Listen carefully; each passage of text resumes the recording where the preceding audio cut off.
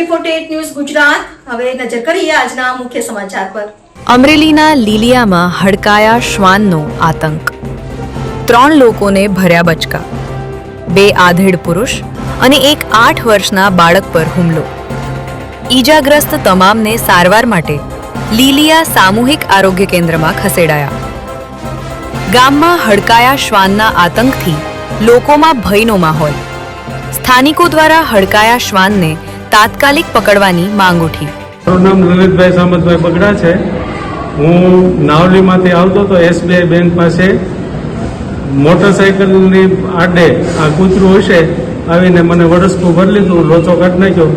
મારી પછી એક આદિવાસી બેન નાવલીમાં હતા, એને પણ આ કૂતરું કરડ્યું। એની પહેલાં પણ એક છોકરાને આ કૂતરાએ બટકું ભર્યું છે, કૂતરું અટકાયું હોય અને આના ઉપર તાત્કાલિક આની વ્યવસ્થા કરવામાં આવે પંચાયત દ્વારા અથવા તો કોઈ પણ જવાબદાર તંત્ર દ્વારા, એવી મારી માંગણી છે।